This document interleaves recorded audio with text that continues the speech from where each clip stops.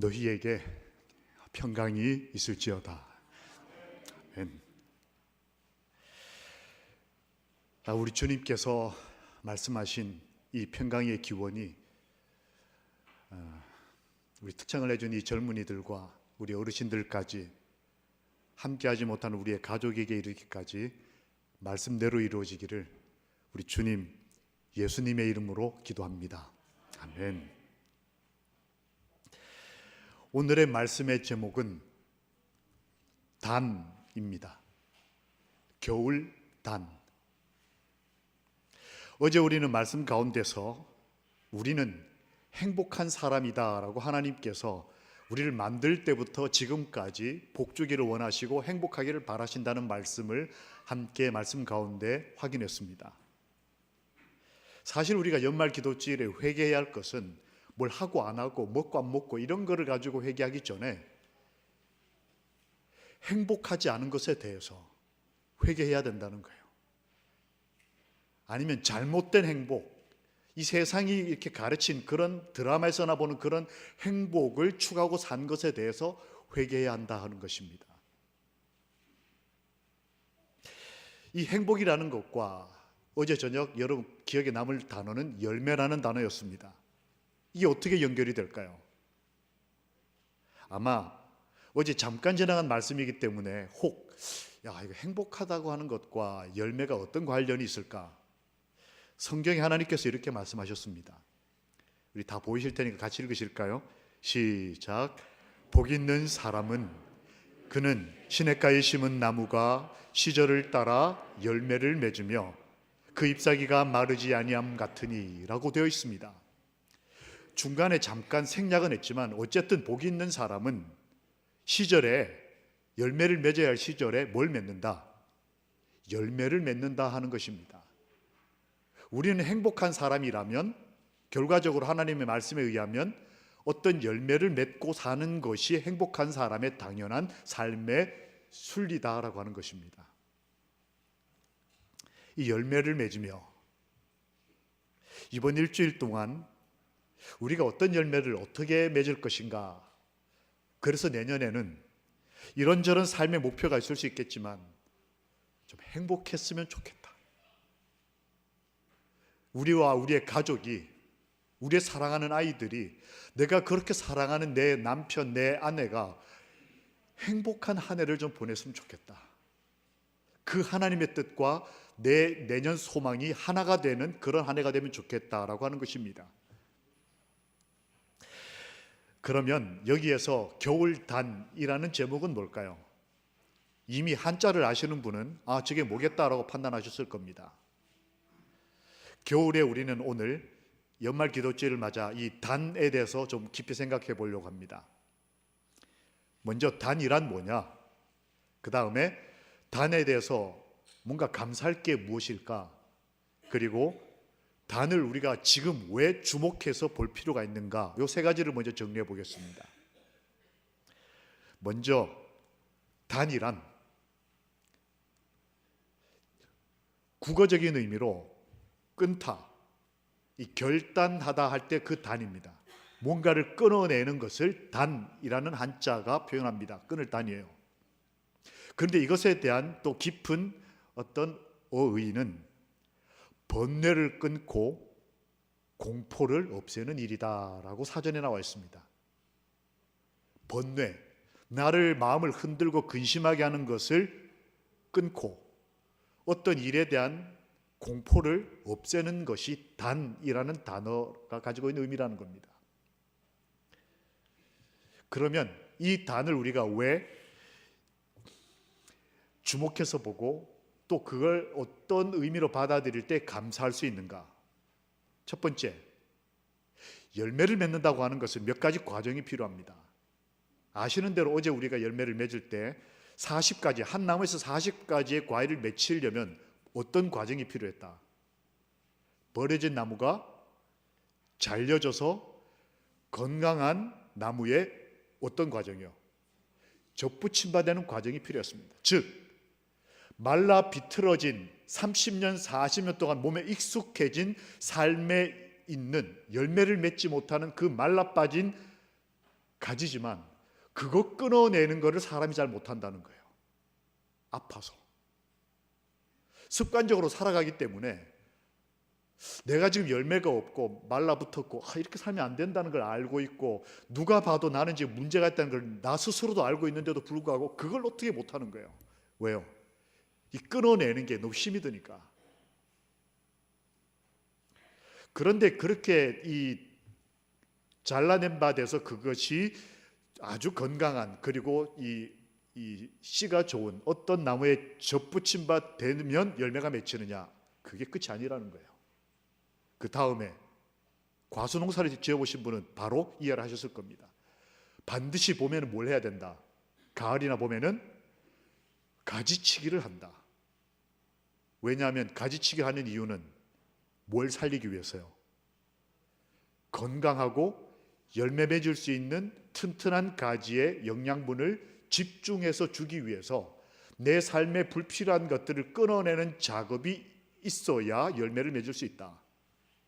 그 다음에 그걸로 끝나는 게 아니고 한 과정이 더 있습니다. 예를 들면 사과 같은 경우에 가지치기를 해서 건강한 가지에 과일이 맺히면 그게 바로 사과가 되는 게 아닙니다.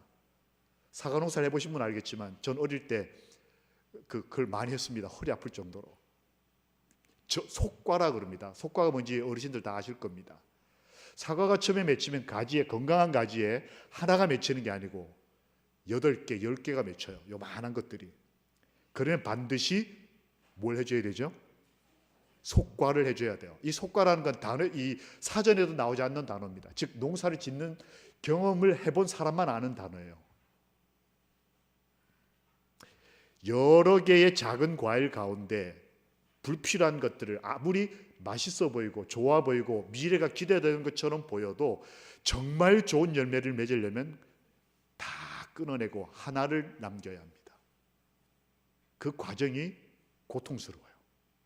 농부도 힘이 들고 하루 종일 하늘 보며 이걸 끊어내기 때문에 허리 아프고 팔 아프고 힘이 들고, 실제로 잘림을 당하는 나무 입장에서는 이것도 좀 해보고 싶고 돈도 좀 벌어보고 싶고 하늘도 가고 싶고 좋은 차도 타고 싶고 해외여행도 가고 싶고 워낙 많은 종류의 하고 싶은 것들을 다 붙들고 살면, 끊어내지 못하면 뭘 맺을 수 없다? 좋은 열매를 맺을 수 없다. 반드시 속과 과정을 거쳐야 하는 것입니다. 고등학생들은 잘 압니다. 저녁 예배에 특창을 위해서 온 고등학생도 아주 너무나 놀라운, 우리 이 고등학생들을 위해서 여러분 열심히 살라고 좋은, 저는 저렇게 예쁜 아이들이 당연히 고등학생이라고 생각했더니 중학생이라네요. 저 아이들의 미래를 위해서 여러분 박수 좀 쳐주시겠습니까? 그런데 쟤네들을 보면서 제가 더 감동했던 거는 이 머스매입니다. 얘도 중학생인가요? 아무 생각 없는 애, 이 시간에 공부 안 하고 학원도 안 가고 여기 와 왜 앉아 있는지 모르겠어요. 여기 왜 왔지? 잠깐 나와봐요.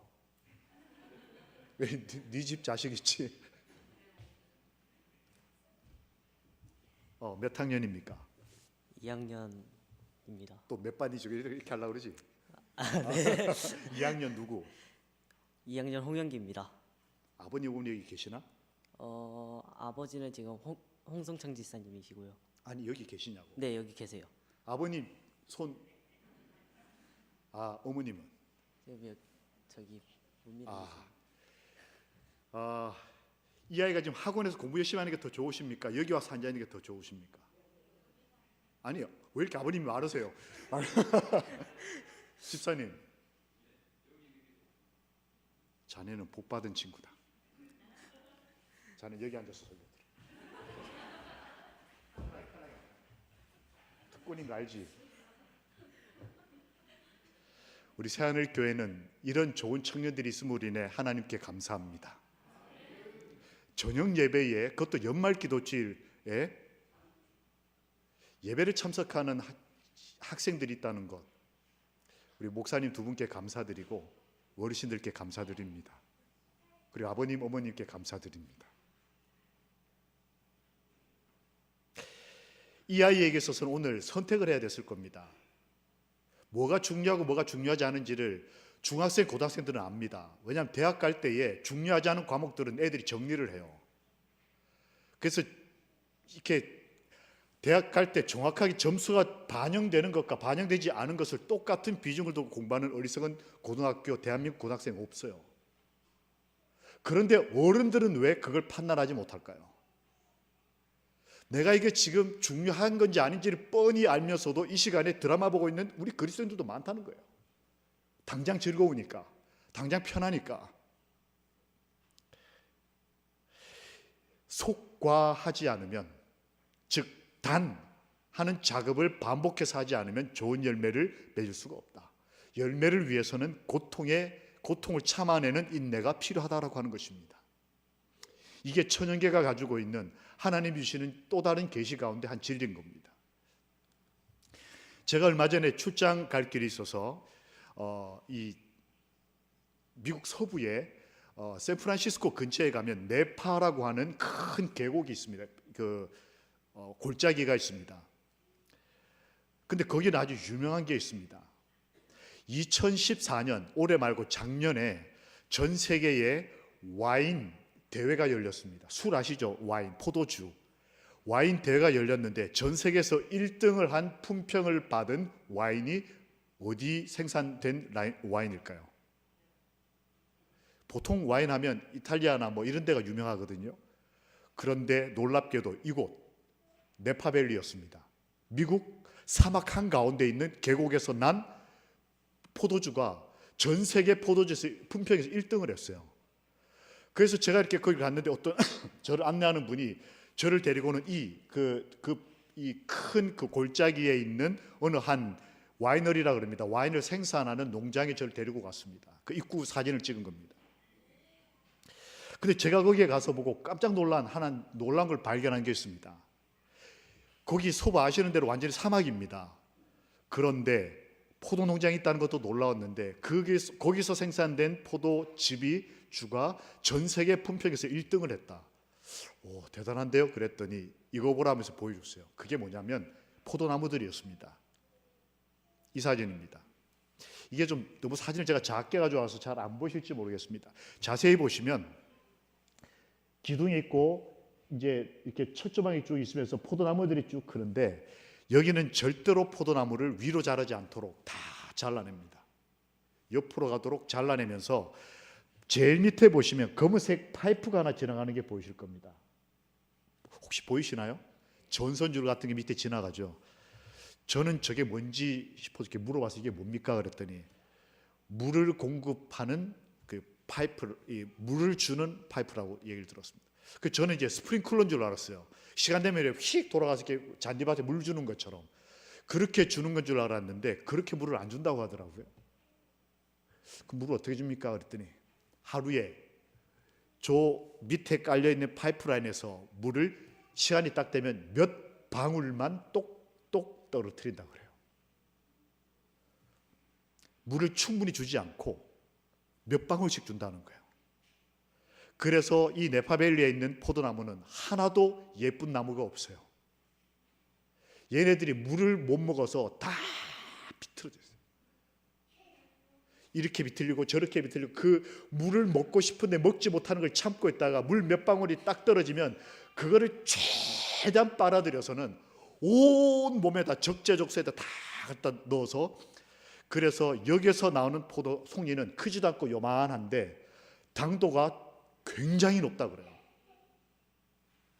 즉 물을 충분히 먹지 못하고 높게 크지 못할 만큼 계속 잘림, 단을 당하고 계속해서 시련과 고난 가운데 온몸이 비틀려 있지만 그 비틀린 인생에서 맺히는 열매는 전 세계에서 가장 달다고 하는 거예요.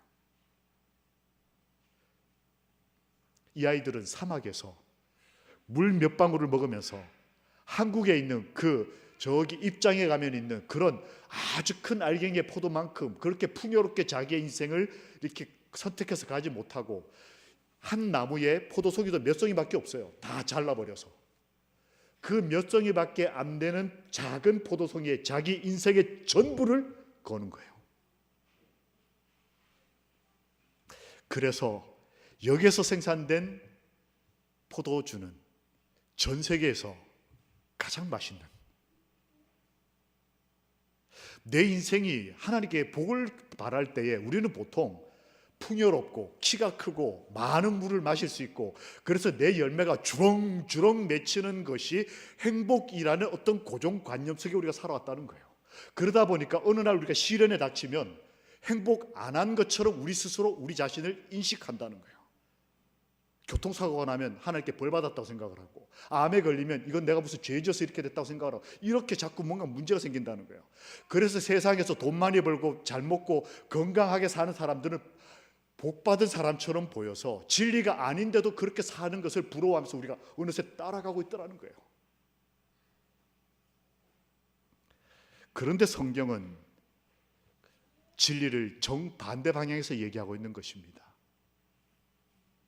죄로 인해서 우리의 삶에 문제가 생기면 이제는 풍요롭고 많이 가지는 것보다는, 그 가치보다는 그런 어떤 삶에서 끊어내는 어떤 결단, 단에 대한 삶의 체험, 이런 것들이 오늘날 풍요로운 크리스찬 생활을 하는 그리스도인들에겐 오히려 더 필요한 진리가 아닐까 하는 것입니다. 내가 지난 1년 동안 뭔가 이렇게 좀 가지는 것은 뭐 누구나 다 밥도 먹고 뭐 이렇게 많은 걸 가지는 건 잘하는데, 주는 것, 끊어내는 것, 다른 친구도 다 공부하는 시간에 끊어내고 여기 와서 제일 앞줄에 앉아서 목사를 뚫어져라 쳐다보는 이 아이는 뭔가 끊어내는 게 있었기 때문에 하나님께서는 이 아이를 기억하사 축복하실 거라는 거예요. 설마 앞에 와서 졸진 않겠지? 생기기도 잘생겼고 말입니다. 감사합니다. 겨울의 단에 대한 숙고. 세 번째, 이 나의 인생의 어떤 끊어내는 것을 만약 우리가 감사할 수 있다면 이 시점에 우리가 왜 단에 주목하는가? 성경은 이렇게 말씀하십니다. 함께 읽으실까요? 시작.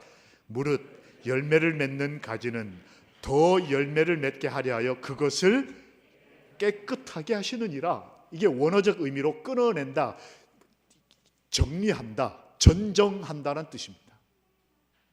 단, 하나님께서 단하신다는 거예요. 더 좋은 열매를 맺게 하기 위해서. 더불어 이 단이라는 것에는 또 다른 인생의 열매를 위한 하나님의 뜻이 있습니다. 아시는 대로 마태복음 7장 20절에 그들의 열매로 그들을 알 것이다. 내가 지금 가지고 있는 나무가 얼마나 아름답고 풍요롭고 먹을 것이 많은 것처럼 보이는가 보다는 예수님이 정작 내 인생에 찾아오셨을 때 진짜 먹을 걸 드릴 수 있는가, 그것을 실패한 것이 무화과나무였어요.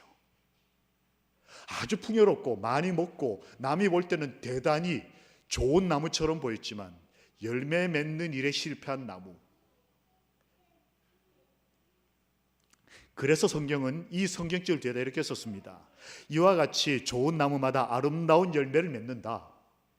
그러나 못된 나무는 나쁜 열매를 맺나니 아름다운 열매를 맺지 아니하는 나무마다 찍혀 불에 던져진다. 즉, 단이라는 단어에는 주목할 가치가 두 가지가 있다는 거예요. 하나는 좋은 열매를 맺기 위해서 우리가 단해 나가야 한다. 그것이 하나님의 섭니다. 그런데 이 일에 순종하지 못하면 결국 내가 당한다. 이유는 내가 농장만 버리우고 자리만 차지하고 있기 때문에. 두 가지 단의 의미가 있기 때문에 우리가 단을 주목해야 한다는 겁니다. 내가 지금 기회가 있을 때에 내 삶에 불필요한 것들을 끊어내는 어떤 것, 이거를 기독교 용어로 회개라고 하기도 하고 회심이라고 하기도 하고 영적 결단이라고 하기도 합니다. 그러나 어쨌든 성경은 단, 이걸 오늘 우리가 결심하면 우리는 좋은 열매를 맺을 수 있고, 근데 그것보다 목사님, 저는 이렇게 비틀리는 인생 노 땡큐, 저는 좀 풍요롭고 좋은 집에서 좀 이렇게 큰 태풍 같은 거 없이 나와 내 가족이 살았으면 좋겠습니다 하는 사람이 결정적으로 영적 열매를 못 맺을 때 하나님은 그 존재를 단하신다는 거예요. 그래서 우리가 이 가을에 겨울을 맞이하면서 이 가을의 열매를 내가 어떤 열매를 맺고 있는가를 주목해서 내년에 어떻게 살 것인지를 결단할 필요가 있다는 것입니다. 그런데 여기서 하나 고민이 생깁니다. 이 겨울 단의 고민이 뭘까? 나는 무엇을 단하는가에 대한 질문에 우리가 답을 가져야 된다는 거예요. 이 겨울에 이제 열매 다 걷고 우리 이제 다 계급이 똑같아졌습니다.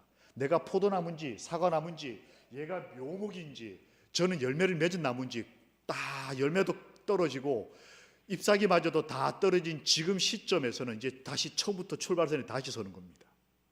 이때 나는 무엇을 끊어내고 내년을 기다릴 것인가 하는 거예요. 두 번째로 어떤 기준으로 이 단을 할 것인가 하는 겁니다. 내 상식, 내 판단인가? 아니면 대학에서 내가 배웠던 어떤 지식인가? 아니면 뭘 기준으로 해서 내가 이건 끊고 이건 안 끊고를 결정할 거냐 하는 거예요. 세 번째 질문은 그럴 능력, 그럴 의지가 나한테 있는가 하는 거예요. 이거는 끊어내야 되는데 이걸 내가 끊어낼 힘이 나한테 있는가? 이 세 가지 질문에 대해서 답을 가져야 이 단에 대한 헌신이 가능하지 않겠습니까? 이 답은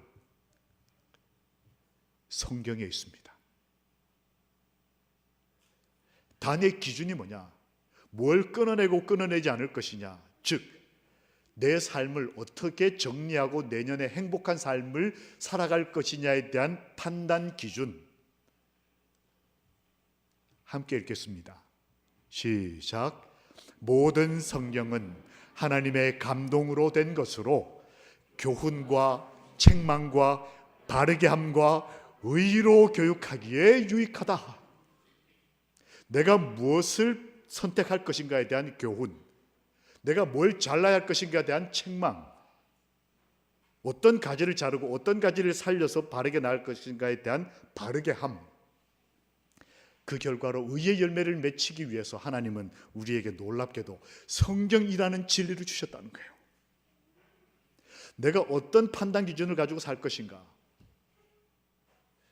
TV에 나온 어떤 정보를 가지고가 아니라, 내 경험이 아니라 성경과 영감의 글을 통해 내 삶을 바로 정리해 나가는 우리 주님을 닮은 예수 그리스도를 닮은 그리스도인이 되기를 주님의 이름으로 축원합니다.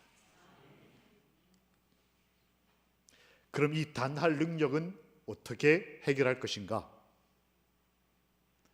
오늘 기도해 주신 분이 아마 기도를 많이 하시고 첫 기도를 준비하셨던 것 같습니다. 제가 준비한 말씀을 그대로 기도 중에 하나님께 서원하셨어요. 함께 읽겠습니다. 시작. 또 새 영을 너희 속에 두고 새 마음을 너희에게 주되 너희 육신에서 굳은 마음을 제거하고 부드러운 마음을 줄 것이며, 이 제거한다는 것이 원어적으로 단한다는 거예요. 내 안에 있는 어떤 마음, 굳은 마음, 습관적으로 내가 그대로 해오던 어떤 것, 옆에서 누가 뭐라 그래도 그냥 그대로 하는 거 말이죠. 그걸 하나님이 단해 주시겠다고 하셨는데 새 영과 새 마음을 우리에게 주시겠다 말씀하셨습니다. 연말 기도주일에 뭔가를 회개하는 것도 좋지만 나에게 새 영과 새 마음을 달라고 기도하시는 겸손하고 줄이고 목마른 복된 사람들이 되시기를 주님의 이름으로 축원합니다. 의에 줄이고 목마른 사람은 복이 되다고 말씀하셨거든요.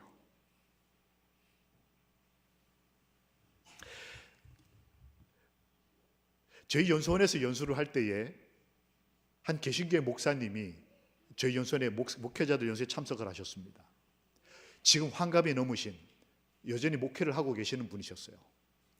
근데 이분은 이렇게 지금 현재 개신교회에 목회를 하시면서 성경을 공부하시다가 요한계시록을 개인적으로 공부하시다가 이게 너무 몰랐습니다. 모르겠다는 판단이 들어서 인터넷에서 자료 검색을 하다가 우리 교회를 알게 되셨어요. 그래서 이제 저희 교회에 이렇게 접촉이 되시다가 그게 재림교회 안식일교회 기도원에 좀 가자 이렇게 해서 저희 연수원에 오셨습니다. 전라북도 한 도시에서 교회를 담임하는 분이세요. 근데 이분이 오셨을 때 저희 재림교회 목회자들은 30대 중반의 젊은 목사들이 연수를 받던 때였습니다. 근데 60이 넘으신 분이 이렇게 같이 연수 참석하시니까 분위기가 좀 이렇게 좀 긴장이 됐겠죠. 근데 이분이 얼마나 열심히 있는지요. 우리 진리교회 목사님들은 말씀 듣다 졸기도 하고 말이죠. 이렇게 좀 듣다가 이렇게 뭐 물 먹으러 나간다고 이렇게 나가기도 하고 멍하니 이렇게 딴 데 보기도 하고 이러는데 이분은 열심히 강의를 듣고 말씀을 듣는 거예요. 정말 새벽 5시에 기상을 하면 제가 이제 우리 목회자 연수를 하면 4시 반에 출근을 합니다. 그럼 가면 보통 불이 꺼져 있어요. 대부분 다 꺼져 있고 이제 5시에 음악이 나오면 불이 다 켜집니다. 그 이분 방은 제가 출근할 때 이미 불이 켜져 있어요. 그러니까 4시 반 이전에 일어나는 거예요. 그 제가 그분 방을 이렇게 보면서 이거 나중된 자가 먼저 되긴 진짜 먼저 되겠다. 우리가 진리라고 하고 젊은 목사들이 다 와 있는데 60이 넘은 목사님이 훨씬 부지런한 거예요. 그래서 제가 참 많은 걸 배웠습니다. 정신 차려야 되겠다. 근데 어쨌든 이분이 그렇게 열심히 하는데 그러다 보니까 함께 모여있던 그 동기 연수생들 우리 재림교회 목회자들이 이분하고 이제 말을 이렇게 대화를 하다가 이렇게 좀 이분들이 많이 감화를 받은 것 같아요. 근데 어떤 명 목사님 오시더니 목사님 원래 이 시간표에는 없지만 저 목사님에게 1시간만 좀 드려서 간증을 좀 들읍시다. 어떻게 저분이 왔는지 어떻게 그 개신교회 목사님이 재림교회 연수원을 와서 함께 이렇게 연수를 받고 있는지를 좀 우리가 좀 알고 싶다고 이렇게 제안을 했어요. 그래서 연수원 목사님도 좋다 하고 이제 어느 빈 시간에 이분에게 간증 시간을 드렸습니다. 그 이분이 이제 얘기를 하시는 거예요. 당신은 현직 지금도 목회를 하고 계세요. 전북 어느 시에 우리 개신교 장로회 교회 담임 목사인데 성경을 공부하다 보니까 자기가 이제 은퇴하고 나이가 더 들기 전에 정말 하나님을 알고 싶고 하나님을 더 닮고 싶은데 성경을 좀 공부한다고 하다 보니까 요한계시록을 봤는데 너무 요한계시록이 어렵더라는 거예요. 그래서 저희 교회를 알게 됐고 안식교회가 이단인 건 아는데 너무 성경이 정확하더라는 거예요. 그래서 오셨어요. 그 오면서 이분이 오기 전에 이 예언의 신을 공부하다 이 요한계시록을 공부하다 어떤 책을 알게 됐냐면 예언의 신을 연결해서 알게 됐어요. 각지대 대점들을. 저희 재림교인들조차도 언제 읽었는지 먼지가 뽀얗게 앉은 그 책을 오늘날 개신교회 목회자들과 개신교인들 중에 읽는 사람이 굉장히 많습니다. 그분이 그걸 읽고는 이분이 이제 간증하시는 거예요. 그러면서 자기가 이 엘렌 G 화이트라고 하는 분이 선지자라는 걸 확신한다는 거예요. 그 저희 젊은 목사들 중에 어떤 사람들은 엘렌 G 화이트 글을 한마디도 인용 안 하고 설교하는 목사들도 있어요. 온갖 저쪽 누구 박사 누구 거 막 끌어다가 설교를 만드는데 엘렌 G 화이트 글은 믿지도 않고 따라하지도 않고 그러는 이상한 풍자가 모락모락 우리 교단 안에 이렇게 피어나는 그 시점에 오히려 박혀 있는 분은 너무 이 기별이 놀랍다는 거예요. 그러면서 자기가 가장 놀란 기별은 목사에게 보내는 권면이라는 책이었대요.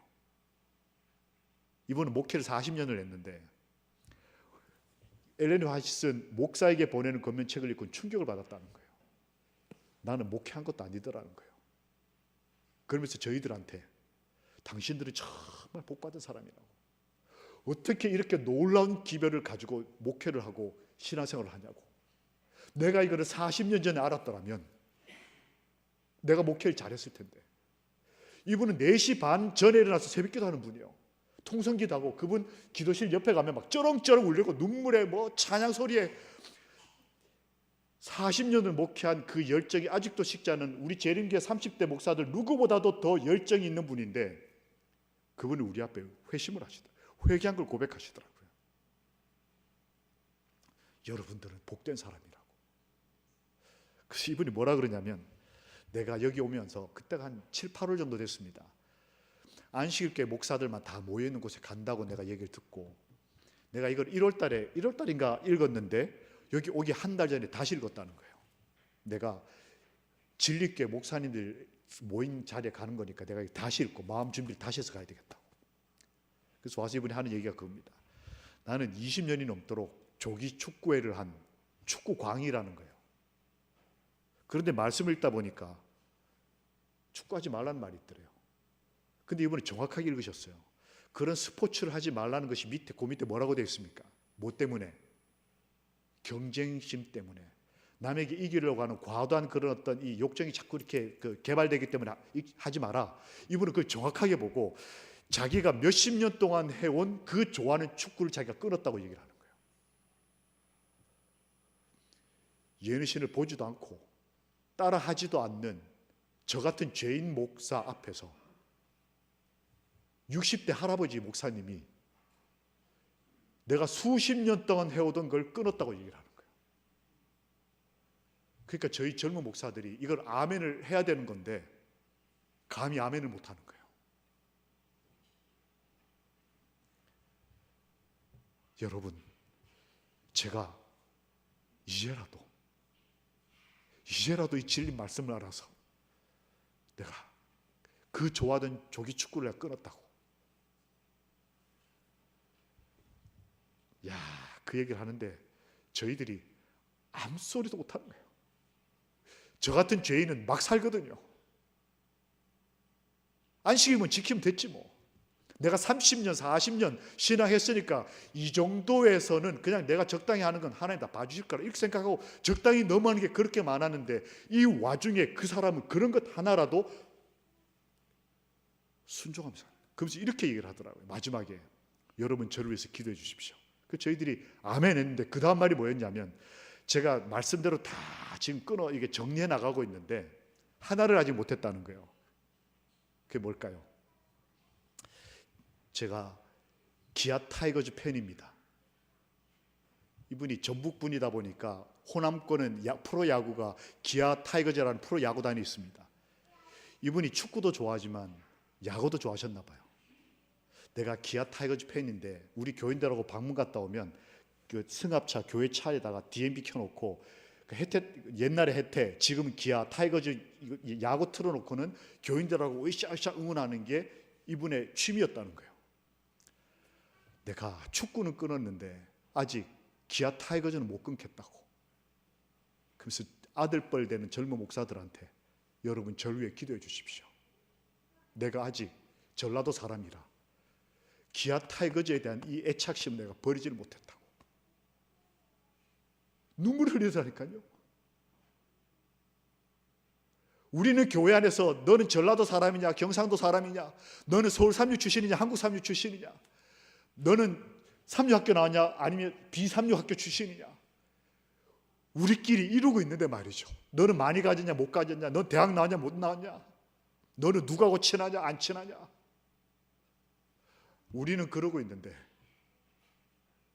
어떤 60이 넘은 40년 만에 이 진리 안에 들어와서 젊은 아들뻘 되는 목사들한테 눈물을 흘리면서 자기를 위해 기도해 달라고 하는 그 기도 제목이 내가 아직 전라도 사람이라서 기아 팬인 이 기아를 사랑하는 마음을 어떻게 해결을 못했다고. 여러분 저를 위해 기도해 달라고. 이분은 사모님이 남편이 이 개혁한 것에 대해서 결사반대를 하고 있어가지고 집에만 가면 지옥이라는 거예요. 간증이 나왔어요. 나는 집에 있는 게 지옥 같다고. 그러나 하나님을 알게 됐기 때문에 내 아내를 위해서 박해를 받으면서도 기도를 한다는 거예요. 토요일 날은 이분이 토요일 예배를 드리고 일요일 날은 사모님이 일요일 예배, 같은 교회에서. 이 목사님은 자신의 안에서 일어나는 어떤 것들과 반대 행진을 벌이고 있었습니다. 우리가 연말 기도주일을 맞아 뭘 기도할 것인가? 나는 끊어낼 수 있는 의지와 기준과 능력을 하나님께로부터 받았는가 하는 거예요.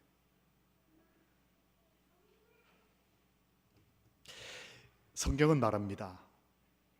모든 사람에게 후히 주시고 꾸짖지 아니하시는 하나님께 구하십시오. 그러면 주실 것입니다. 지혜를 구하고 행복을 구하고 돈을 구하고 막연한 잘됨을 구하기보다 참된 열매를 맺기 위해서 내가 어떤 것을 어떻게 정리해야 될지를 이 겨울에, 겨울단, 나만이 아는 어떤 것, 내 가족이 해야 할 어떤 단, 그럼 참된 단이란 무엇일까요? 어제 우리가 말씀에서 확인하신 대로 하나님은 복의 근원이시라고 말씀하셨습니다. 그래서 그걸 알고 그렇게 행복하기를 바랬던 한 사람이 기도를 합니다. 우리 형제 이거 한번 읽어볼까요? 나와서 우리 이 죄인 목사가 설교하는 것처럼 자네가 이거 보고 설교하는 것처럼 다. 주여 들으소서, 주여 용서하소서, 주여 귀를 기울이시고 행하소서.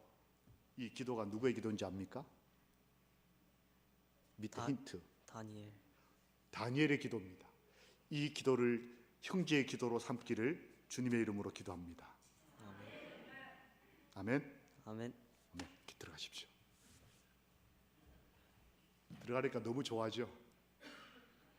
주여 들으소서, 주여 용서하소서, 주여 귀를 기울이시고 행하소서. 하나님이 복의 근원인 걸 알고 다니엘이 이렇게 기도할 때 다니엘의 현실은 아시는 대로 성전이 불타고 자기 친족들이 처형당하는 것을 봤던 때였습니다. 그때 그가 기도합니다. 이 황폐된 성소를 보시고 하나님 도와주십시오라고 하는 기도가 이 기도였어요. 이 기도에 대한 아버지의 답이 무엇이었을까요? 우리가 연말기도절 됐을 때 이런 기도, 주여 들으소서, 주여 용서하소서. 오늘 우리 첫 기도 때도 용서해달라는 기도가 있었지 않습니까? 연말기도절이면 우리가 뭔가를 용서받아야 될 것 같다고 생각하지 않습니까? 내가 지난 1년 동안 뭘 잘못한 게 있지? 혹시 누구한테 뭐 잘못한 게 없을까? 내가 혹시 뭐 11금을 안 낸 게 없을까? 뭐 이런 거 우리가 생각하지 않습니까? 다니엘이 이 기도를 했을 때 하나님은 뭐라고 대답을 하셨을까요? 하나님은 우리의 행복을 위하여 그 아들 예수를 단하셨습니다. 다니엘 9장의 다니엘이 우리를 용서해 달라고, 우리의 이 상황을 봐달라고 연말 기도주일 기도를 드렸더니 하나님께서 계시 가운데 이렇게 말씀하셨어요. 그 답에 다니엘 9장 26절에 62일의 후에 기름 부음 받은 자가 끊어져 없어질 것이며, 아버지께서는 우리의 기도를 응답하시기 위해서 아들을 단하셨다는 거예요. 이거는 그냥 예언 해석상에서 예수님이 뭐 AD 몇 년에 돌아가신다, 70일에가 어떻고 490년이 어떻고 이렇게 해석하고 넘어갈 문제이기 전에 한 사람이 용서해달라고 기도했을 때 그 기도를 하나님이 받아주시기 위해서 그 아버지는 그래 받아줄게, 몇천 년 후에 어떻게 해줄게가 아니고, 우리가 오늘 저녁 하나님 우리의 삶을 용서해달라고 기도하면 하나님은 그 아들을 단하신다는 거예요. 다니엘의 기도에 대한 하나님의 답이었습니다. 그래, 내가 너희를 용서하는데 내 아들을 끊겠다. 우리는 보통 끊는다고 하면 원수 같은 사람, 싫은 것, 짜증이 날 때 끊는 거는 익숙합니다. 야, 저 사람 나한테 정말 도움 하나도 안 되고 원수 같고 나한테 배신하고 이런 사람 다시 쳐다보지 않고 끊어내는 거는 익숙한 삶이지만, 사랑하기 때문에 나를 희생하는 것은 오늘날 매우 힘든 삶이에요. 근데 예수님은 사랑하기 때문에 끊어내셨어요. 우리가 이 연말에 뭔가를 끊어내는 가지치기를 하는 것은 사랑하기 때문에 가지치기를 하는 거예요. 내 아이에게 정말 좋은 열매를 주기 위해서 그 아이의 어떤 모순을 잘라내고자 하는 것이 부모 심정인 것처럼 말입니다. 우리가 이 겨울에 단하기로 결심하는 것은 싫어서 못내 어쩔 수 없어서 하는 것이 아니라 아버지가 나를 위해서 먼저 단해 주셨다는 거예요. 그 아들을 말입니다.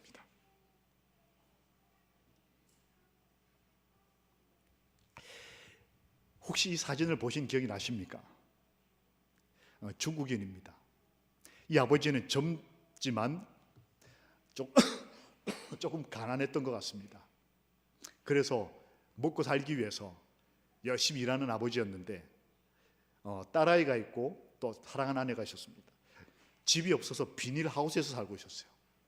근데 사랑스러운 아내가 남편 고생하는 걸 알고 집에 좀 이렇게 뭐 부업이라도 좀 해보려고 병아리들을 좀 집에서 키웠습니다. 한겨울에 이 병아리를 키우기 위해서는 집에 이제 난로가 좀 필요해가지고 엄마가 이 난로 하나를 그 비닐하우스 안에다 이렇게 피워놓고 거기 이제 병아리들이 이렇게 집 겸 병아리를 키우는 그런 하우스에서 살고 있었어요. 근데 이 사진에 보면 밑부분에 보면 아기가 하나 이렇게 누워 있는데 이 어린아이가 딸아이입니다. 이 아이가 마음껏 놀다가 실수로 이 난로를 건드렸어요. 난로가 넘어지면서 집에 불이 났습니다. 회사에서 일을 하던 아빠가 연락을 받고 급히 가보니까 아이가 전신에 3도 이상 화상을 40% 이상 입었습니다. 특별히 이 머리와 얼굴 쪽에 집중적으로 입었어요.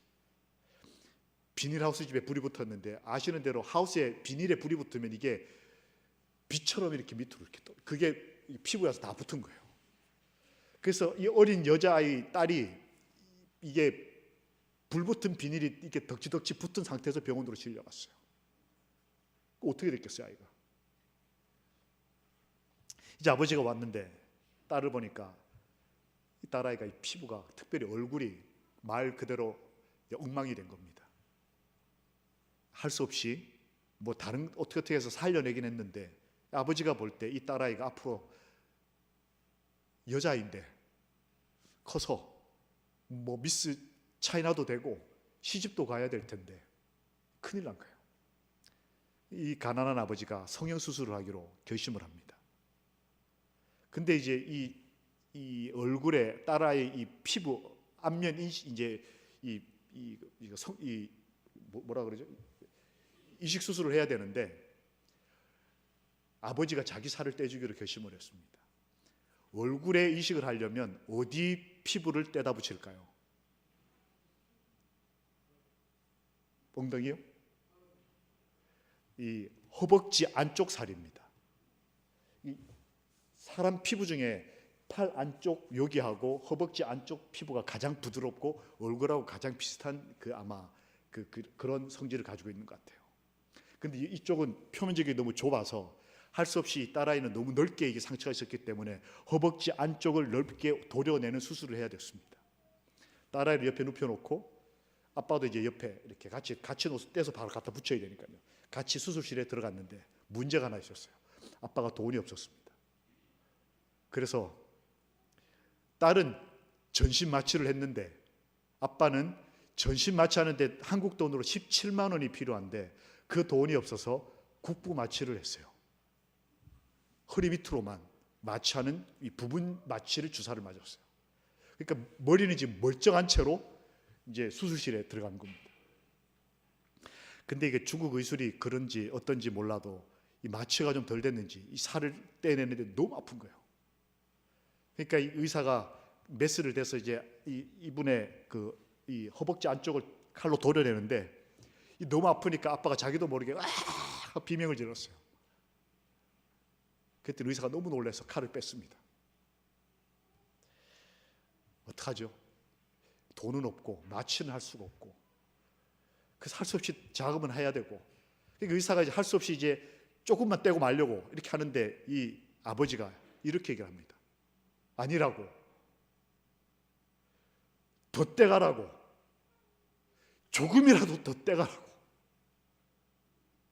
내 딸에게 좋을 테니까. 아빠는 지금 마취가 안 돼가지고 비명을 지르고 있으면서도 그래서 의사가 이걸 메스를 대야 될지 말아야 될지 망설이고 있는 상황에서도 이가 부서질 정도로 비명을 지르고 있으면서도 더 떼가라고, 더 떼가라고. 내 딸아이가 시집도 가야 되고 내 딸아이 이렇게 어떻게 살 거냐 이거예요. 끊어내고 내게 필요가 없어서가 아니고 내 딸을 사랑하는 마음 때문에, 내 딸아이의 미래 때문에, 내 딸아이의 행복한 삶을 위해서라면, 그러다 기절을 했어요. 너무 아파서. 그게 아버지 마음인 거예요. 이게 어떻게 진화됐다고 말할 수 있겠습니까? 우리 하나님의 마음인 거예요. 우리가 행복할 수 있다면, 우리와 우리의 가족들이 올 연말 내년을 행복한 삶을 살아갈 수 있다면, 아버지께서는 오늘도 나의 피 끊어진 바 됨을 하나님 앞에 주장하는 것이 우리 주님의 마음이라는 거예요.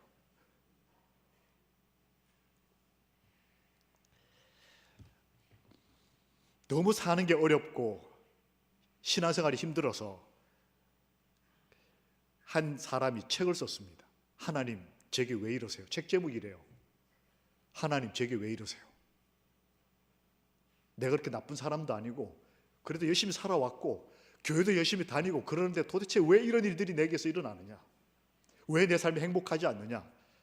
그것을 물었는데 그 안의 내용에 이 시시리 손더스라고 하는 사람은 이렇게 여러 이렇게 경험을 가진 한 인생의 선배이신데, 이분이 이런 말을 그 답에다 이렇게 썼어요.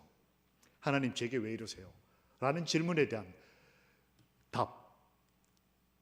하나님은 이 자유롭고 위험스러운 세상에 힘든 일들을 막아주시지 않고 대신 우리 모두와 그것들에 동참하십니다. 우리가 정말 행복하고 선한 열매를 맺는 사람이 되기 위해서 어떤 것을 끊어내는 고통을 느낄 때, 하나님은 예수 그리스도가 끊어지는 고통을 함께 우리와 겪으셨다는 거예요. 그래서 성경은 말합니다. 예수 그리스도로 말미암아 의의 열매가 가득하여, 예수님이 끊어진 바 됨으로 우리가 의의 열매를 맺을 수 있는 그 가지치기를 하나님이 이미 하셨다는 거예요. 의의 열매가 가득하여 하나님의 영광과 찬송이 되기를 원하노라. 우리 모든 새하늘교회 하늘가족 여러분, 예수 그리스도로 말미암아 우리의 삶에, 우리 아이들의 삶에 의의 열매가 가득하여 하나님의 영광과 찬송이 되기를 우리 주님의 이름으로 기도합니다. 아멘. 이 겨울에 어떤 결단을 하시겠습니까? 한 목사님은 이렇게 썼습니다. 거룩함을 판단하는 기준은 그 순간 무엇을 하고 있느냐 하는 것이다. 거룩함을 판단하는 기준은 바로 이 순간 내가 무엇을 하느냐 하는 거라는 거예요. 과거에 어떻게 했다는 것과 미래에 어떻게 할 것이라는 것의 문제가 거룩함이 아니라는 겁니다. 내가 오늘 저녁, 이 연말 기도 주일 저녁에 하나님 앞에 무릎을 꿇고 무엇을 할 것인가, 무엇을 단할 것인가.